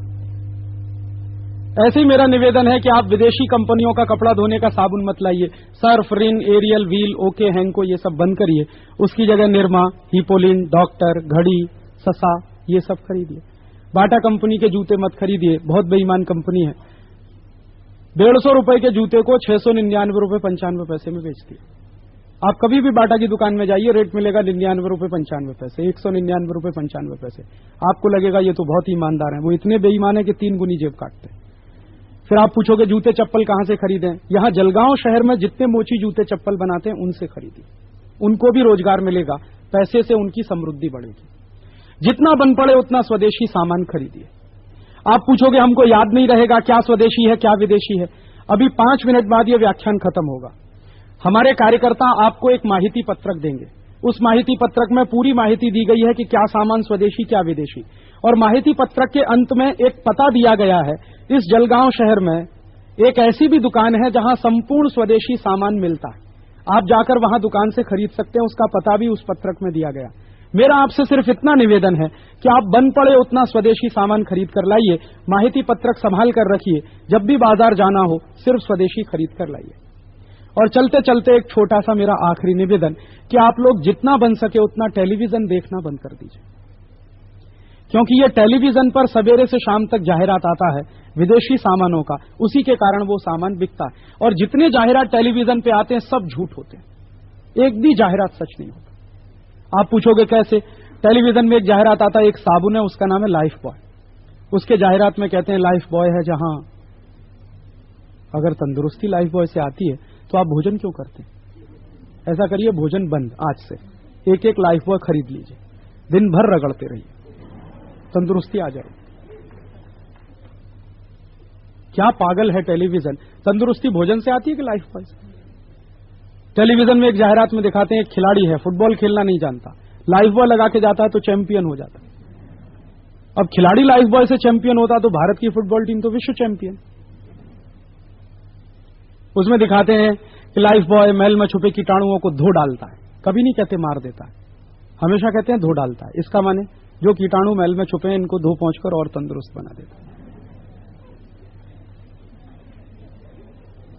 आपको मैं एक सच्ची बात बताता हूं, यूरोप के देशों में लाइफ बॉय बिकता है, वहां उसको कार्बोलिक सोप कहते हैं और अंग्रेजी में उस पर लिखा होता है only for dogs. Life boy से यूरोप में सिर्फ कुत्ते नहाते और आप नहा रहे हैं तो सोच लीजिए फिर आप। इसलिए मैं टेलीविजन को इडियट बॉक्स कहता हूं। ये टीवी बहुत पागल है, टीवी इतना पागल है, उसमें एक जाहिरात आता है, एक छोटा सा बच्चा चिल्लाता I am a Complan boy, फिर एक बच्ची कहती है I am a Complan girl. इसका माने मैं कॉम्प्लोन का बेटा हूं और मैं कॉम्प्लोन की बेटी हूं। अभी कॉम्प्लोन क्या है? टिन का डिब्बा। अब टिन के डिब्बा के बेटा बेटी कहां से हो गए?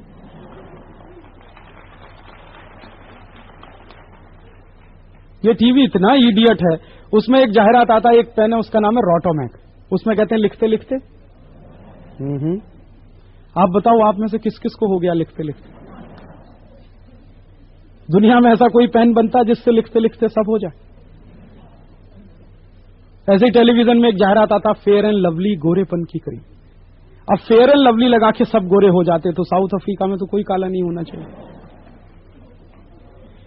मेरे बहुत सारे दोस्त हैं जो 20-20 साल से फेयर एंड लवली लगा रहे हैं और तमिलनाडु में रहते हैं, एक भी गोरा नहीं बना उनमें, सब काले के काले। दुनिया में ऐसी कोई क्रीम नहीं है जो काले को गोरा बना दे। जो काला है वो काला है, जो गोरा है वो गोरा। टीवी जाहिरात दिखा दिखा के हमको पागल बनाता। इसलिए मेरा निवेदन है कि जब टीवी में जाहिरात आए तो बंद कर दीजिए, और टीवी में चित्रहार आए तो भी बंद कर दीजिए। चित्रहार देखने लायक नहीं, उसमें फालतू के गीत आते हैं, चोली के पीछे क्या चीज बड़ी है मस्त मस्त, आती क्या कंडाला। अब सोचिए ये गीत अपने देखने लायक है।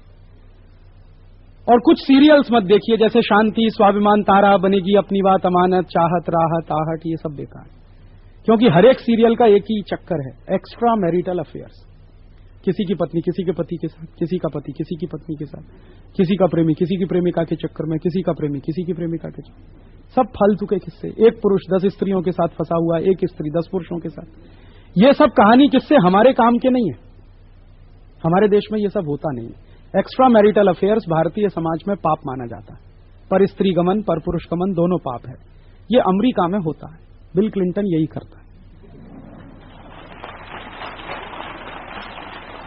हम नहीं कर सकते ये, और अपन जिस काम को कर नहीं सकते उसको देखना क्यों, फालतू में दिमाग खराब करना। तो ये सब बंद करिए। फिर आप पूछोगे राजीव भाई टीवी में क्या देखें? टीवी में सबसे ज्यादा देखिए समाचार। रात को 8:30 बजे आता है और शाम को 7 बजे आता है। 7 बजे बात नहीं आता है, 8:30 बजे समाचार, वो देखिए। या कुछ ऐसे कार्यक्रम देखिए जैसे सुरभि, उससे आपको देश के बारे में कुछ ज्ञान मिलता है, संस्कृति के बारे में कुछ जानकारी होती। तो सुरभि जैसे कुछ कार्यक्रम देखिए या समाचार देखिए, बाकी सब बंद करिए। फिर आप पूछोगे क्या सिनेमा देखें? सिनेमा देखने तो कभी मत जाइए, वो टीवी से भी ज्यादा इडियट। हर एक सिनेमा में एक ही फालतू की कहानी आती है, एक हीरो आएगा, एक हीरोइन, शुरू में बिछुड़ जाएंगे, अंत में मिल जाएंगे, बीच में विलेन घुसेगा, डिशुम डिशुम होगा, फिल्म खत्म हो जाएगी। अब क्या 3 घंटे आप बर्बाद करते हैं वहां?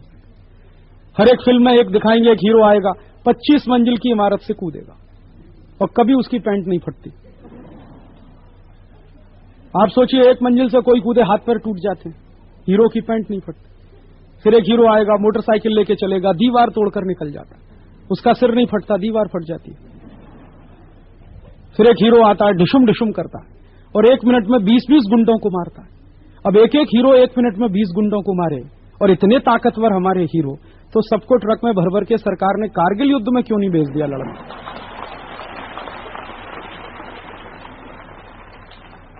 अगर सब हीरो हीरोइन को कारगिल भेज देते तो एक हीरो 20-20 पाकिस्तानियों को मारता कि नहीं, और या खुद मर जाता?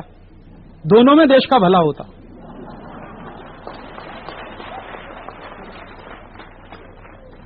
और कहां आप हीरो हीरोइन के चक्कर में फंस गए? आप समझते हैं हीरो किसको कहते हैं? HERO, हीरो का अर्थ होता है वो व्यक्ति जो जरूरत पड़ने पर पराक्रम के साथ अपनी जान भी देश के लिए दे सके। तो असली हीरो तो वो हैं जो कारगिल युद्ध में शहीद हुए।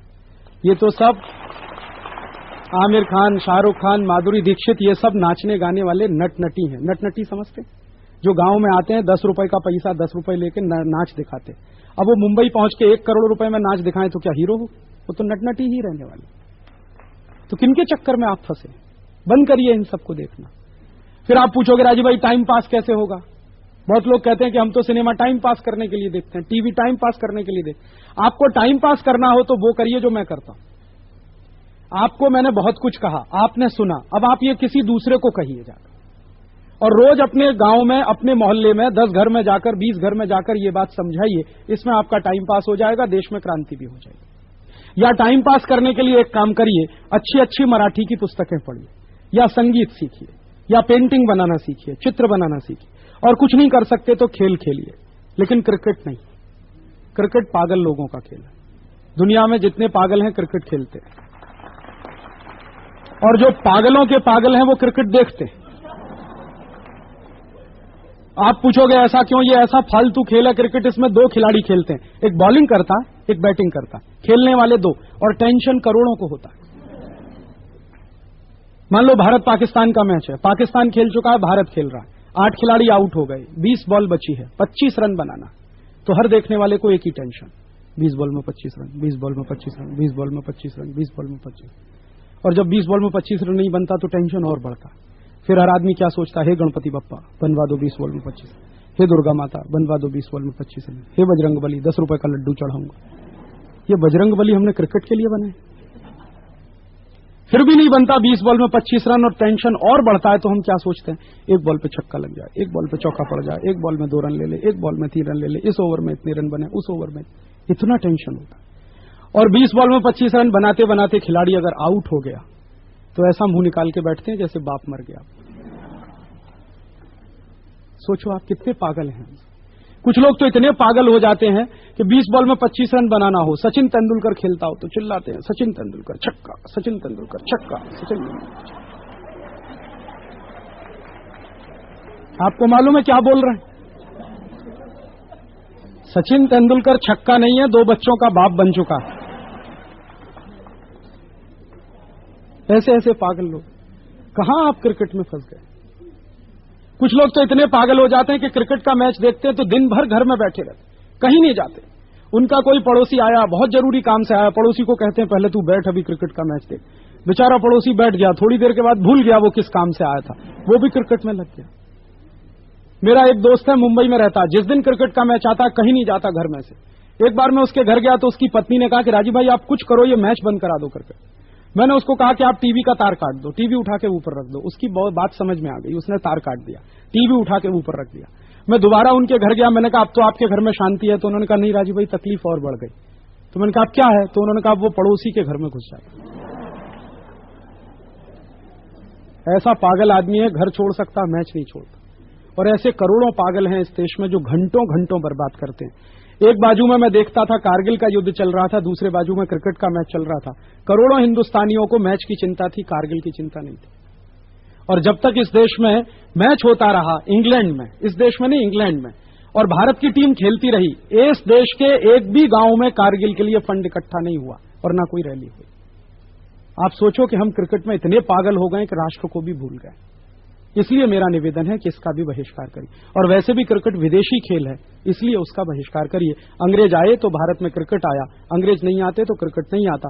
दुनिया के जो देशों में अंग्रेजों की सरकार चली वहीं में क्रिकेट है। आप देख लो, श्रीलंका, बांग्लादेश, ऑस्ट्रेलिया, न्यूजीलैंड, और आप चलिए तो पाकिस्तान, आप जाइए तो वेस्ट इंडीज, श्रीलंका, ये सब अंग्रेजों के गुलाम देश। दुनिया में जो देश अंग्रेजों के गुलाम नहीं बने कोई क्रिकेट नहीं खेलता। नेपाल में क्रिकेट नहीं है, चीन में नहीं है, जापान में नहीं है, अमेरिका में नहीं, फ्रांस में नहीं। हम क्यों फंस गए इसमें? अंग्रेज गए तो क्रिकेट को भी भगाइए। फिर आप पूछोगे खेल कौन सा खेल है? बहुत सारे खेल है हमारे देश में, कबड्डी है, खो खो है, रस्सी कूदना है, दौड़ लगाना है, साइकिल चलाना है, कुछ भी खेलिए आप। तो यही छोटे छोटे काम आप अपने जीवन में करें, यही मैं आपसे कहने आया। और इसके लिए मैं आपको कुछ निवेदन करने आया, मैं आपसे कुछ मांगने आया। मैंने आपसे सपोर्ट मांगा, वोट नहीं मांगा, नोट नहीं मांगा। और आप अगर दे सकें तो कुछ समय का दान करिए। जो काम मैं करता हूं वो काम करने के लिए हमें लाखों कार्यकर्ताओं की जरूरत है। आप में से कोई भाई बहन अगर चाहें कि राजीव भाई हम भी इस काम में आपके साथ मदद कर सकते हैं, तो आप, एक निवेदन है मेरा कि अपना नाम पता लिखकर हमारे कार्यकर्ता आपके बीच आएंगे, उनको दे दीजिए। आपका नाम पता अगर हमारे पास आएगा तो हम कभी शिविर करते हैं कार्यकर्ताओं के, तो आपको हम शिविर में बुलाएंगे, आप हमारे साथ शामिल होंगे, हम आपके साथ जुड़ेंगे और इस काम को हिंदुस्तान के गांव-गांव में करने के लिए कोई हम व्यवस्था बना सकेंगे। यही मैं कहने आया। और मैं आपको एक संकल्प कराने आया कि आज जो कुछ मैंने कहा वो आप अपने जीवन में करेंगे। तो उसके लिए हम सब एक संकल्प करेंगे। बिना संकल्प के जीवन में कुछ नहीं होता। आपको मालूम है कल महात्मा गांधी की पुण्यतिथि थी। गांधी जी को जीवन में एक ही संकल्प लेना पड़ा और उसी में वो महात्मा गांधी बन गए। एक बार गांधी जी को रेलवे स्टेशन पे धक्का मार के निकाल दिया था दक्षिणी अफ्रीका में, और वो जब स्टेशन पे गिरे तो उन्होंने अपने मन में एक ही संकल्प किया था कि जिस तरह अंग्रेजों ने मुझे धक्का मार के ट्रेन से निकाला है, मैं अंग्रेजों को हिंदुस्तान से निकाल दूंगा। और उस एक संकल्प ने मोहनदास करमचंद गांधी नाम के आदमी को महात्मा गांधी बना दिया। हम भी छोटे छोटे संकल्प करें तो इस देश में बहुत कुछ कर सकते हैं। तो आज हम सब एक संकल्प करेंगे अपने देश के लिए। मेरा निवेदन है कि आप सब खड़े हो जाइए। मैं आपको एक संकल्प कराता हूं। हम सब राष्ट्र के लिए एक संकल्प करेंगे। मैं संकल्प के कुछ शब्द बोलूंगा, आप मेरे पीछे पीछे बोलेंगे। जहां जहां मैं बोलूंगा करता हूं, वहां पर बहनें बोलेंगी करती हूं। और जब राष्ट्र के लिए संकल्प करते हैं तो अपना दाहिना हाथ सामने करते हैं। मेरा निवेदन है कि आप सब अपना अपना दाहिना हाथ सामने करें। मैं कुछ बोलता हूं, आप मेरे पीछे पीछे बोलें। बोलिए, मैं संकल्प करता हूं कि अपने राष्ट्र की आर्थिक आजादी, राजनीतिक संप्रभुता और सांस्कृतिक अस्मिता की रक्षा करने के लिए अपने जीवन में अधिक से अधिक स्वदेशी सामानों का ही इस्तेमाल करूंगा। अमेरिका जैसे देशों ने पाकिस्तान के साथ मिलकर हमारे राष्ट्र के खिलाफ जो षड्यंत्र किए हैं, उनको ध्यान में रखते हुए मैं संकल्प करता हूं कि कभी भी किसी भी अमेरिकी कंपनी का, जैसे Pepsi Cola, Coca Cola, Procter and Gamble, Colgate Palmolive, Johnson and Johnson, Hindustan Lever आदि का कोई भी सामान नहीं खरीदूंगा। अपने राष्ट्र की संस्कृति बचाने के लिए और अपना समय बचाने के लिए मैं संकल्प करता हूं कि यथाशक्ति विदेशी टीवी चैनलों का और सिनेमा का बहिष्कार करूंगा। मेरी जितनी शक्ति है उसका इस्तेमाल करके मैं अन्य दूसरों को इसी संकल्प के लिए प्रेरित करता रहूंगा। आप सबने संकल्प लिया, ईश्वर आपको ये संकल्प धारण करने की शक्ति दे। ऐसी शुभकामनाओं के साथ आपका बहुत आभार। 1 मिनट के लिए आप बैठ जाइए, हमारे कार्यकर्ता आपके पास आएंगे, आपको एक माहिती पत्रक देंगे, आप वो माहिती पत्रक ले लीजिए। और जिन लोगों को इस आंदोलन, दुनिया में ऐसी कोई बीमारी नहीं जिसका इलाज नहीं, ऐसी कोई समस्या नहीं जिसका समाधान नहीं। प्रश्न ये है कि आप में और मुझ में संकल्प कितना है इन समस्याओं के समाधान को ढूंढने का और उन पर चलने का और आचरण में लाने का।